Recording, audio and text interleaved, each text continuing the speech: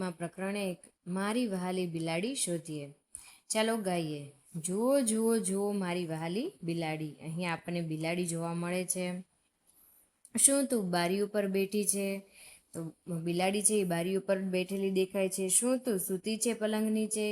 તું ક્યાં છે મારી વહાલી બિલાડી? જુઓ જુઓ જુઓ મારી વહાલી બિલાડી. શું તું બેઠી છે દફતરની અંદર? બિલાડી દફતરની અંદર નથી. શું તું લાલ રેકની બહાર છે? તું ક્યાં છે મારી વહાલી બિલાડી? બંને બાળકો છે એ બિલાડીને શોધી રહ્યા છે.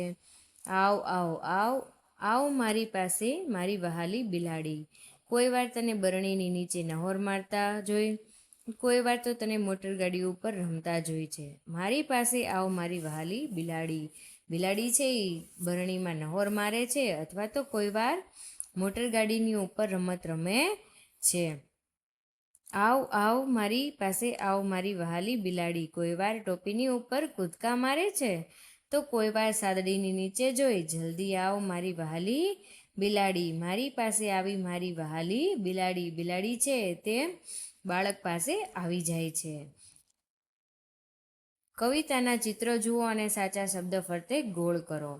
લાલ દડો પલંગની ઉપર, નીચે કે અંદર છે? લાલ દડો છે એ પલંગની નીચે છે. બિલાડી કારની અંદર, ઉપર કે બહાર છે? તો બિલાડી છે એ કારની ઉપર છે. માણસ વૃક્ષની નીચે, અંદર કે ઉપર છે? તો માણસ વૃક્ષની નીચે છે. ગાય ઘરની અંદર, ઉપર કે બહાર છે? તો ગાય ઘરની બહાર છે. વિચારો અને જવાબ આપો. પહેલું છે, તમે તમારા પગરખાં ક્યાં મૂકશો? ઓરડાની અંદર કે બહાર? આપણે આપણા ચપ્પલ અથવા તો પગરખાં છે એ આપણે બહાર રાખીએ છીએ. તમે કચરો ક્યાં ફેંકો છો? કચરા પેટીની અંદર કે બહાર? આપણે કચરો છે એ કચરા પેટીની અંદર જ રાખીએ છીએ.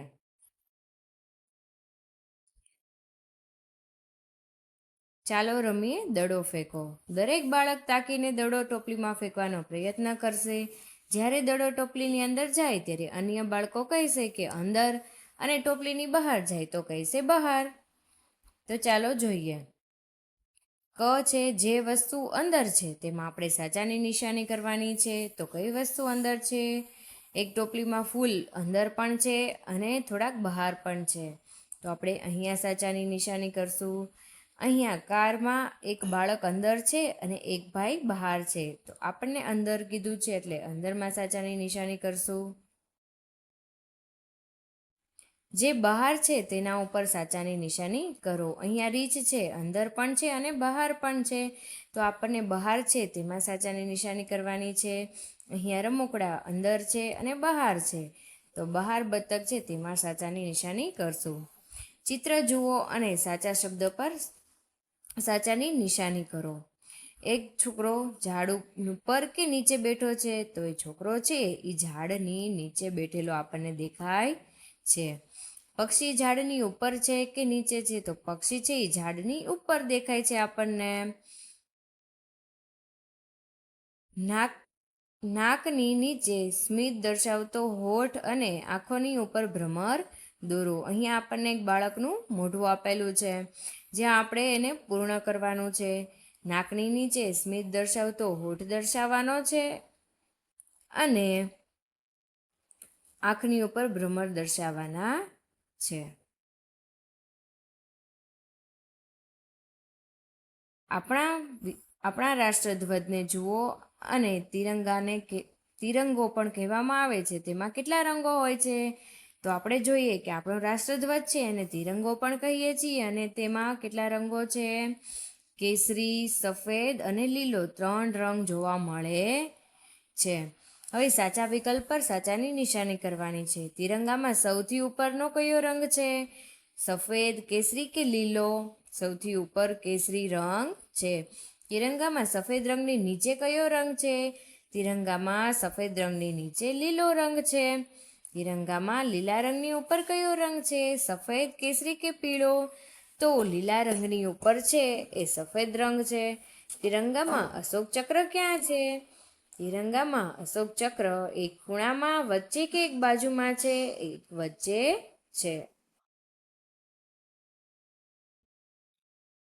છુક છુક કરતી ગાડી ચાલતી, છુક છુક છુક છુક છુક છુક, છુક છુક કરતી ગાડી ચાલી, વાકી ચૂકી ગાડી ચાલી, નદી ખેતરો થઈને ગાડી ચાલી, ઉપર જતી નીચે જતી, ઊભી રહેતી ચાલવા માંડતી, પર્વત સમુદ્ર વરસાદ બતાવતી, આંખો દેશ ફેરવીને લાવતી, આગળ એન્જિન પાછળ ડબ્બા, કોક ડબ્બા આગળ છે અને કોક ડબ્બા પાછળ, હાલતી ડોલતી ગાડી ચાલતી, છુક છુક કરતી ગાડી ચાલી. અહીંયા આપણે થોડાક સવાલના જવાબ કીધા છે. ક કરીને એન્જિનની પાછળ કેટલા ડબ્બા છે? તો આપણે જોઈ શકીએ છીએ એન્જિનની પાછળ 2 ડબ્બા છે. લાલ ડબ્બાની આગળ કેટલા ડબ્બા છે? તો લાલ ડબ્બાની આગળ પણ 2 ડબ્બા છે. લાલ ડબ્બાની પાછળના ડબ્બા જે છે તેમાં આપણે નારંગી રંગ પૂરવાનો છે અને અહીંયા નારંગી રંગ પૂરવાનો છે અને અહીં લાલ ડબ્બાની આગળના જે ડબ્બા છે તેમાં વાદળી રંગ પૂરવાનો છે.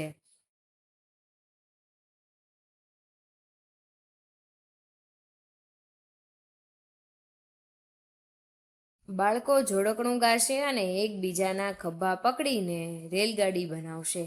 બધા બાળકો કહેશે કે તેમની આગળ કોણ છે અને તેમની પાછળ કોણ છે. છુક છુક કરતી ગાડી ચાલી, છુક છુક મારી ગાડી ચાલી, મારી આગળ કોઈ નથી, મારી પાછળ મીરા છે. તો અહીંયા બાળક છે તેની આગળ તો કોઈ નથી પણ તેની પાછળ મીરા છે અને એની પાછળ પણ ઘણા બધા બાળક જોવા મળે છે. સુહાની અને રોહિત વસ્તુઓના કેટલાક જૂથ બનાવી રહ્યા છે. મેં બધા જ કાંકરા એક સાથે મૂક્યા છે. મેં બધા પાંદડા એક જૂથમાં મૂક્યા છે અને બીજા જૂથમાં ચોકના ટુકડા મૂક્યા છે. આ સુહાની અને રોહિત છે જેમણે લાકડીઓ, ચોક, પાન, ઘણા પાણકાઓ, પથ્થરો વગેરે જૂથ બનાવી લીધેલા છે. ચાલો કરીએ. સુહાનીએ બધા બટનને 3 જૂથમાં મૂક્યા છે, જેમાં વાદળી રંગના બટન છે, લાલ રંગના બટન છે અને લીલા રંગના બટન છે. સુહાની આવા જૂથ શા માટે બનાવ્યા છે? તો તેને કલર છે તેમાં અલગ પાડીને બટન તૈયાર કરેલા છે. એમાં 3 જૂથ બનાવેલા છે. સુહાની હવે આ બટન અલગ અલગ જૂથ કરવા માંગે તો તમે અહીંયા ચિત્ર દર્શાવી શકો છો કે અલગ અલગ આકારના. વિદ્યાર્થી મિત્રો, તમે અહીંયા અલગ અલગ આકારના બટન દર્શાવીને જૂથમાં દર્શાવી શકો છો. તો વિદ્યાર્થી મિત્રો, મારો વિડીયો જો પસંદ આવ્યો હોય તો મારી ચેનલને લાઇક, શેર અને સબસ્ક્રાઈબ કરજો. Thank you.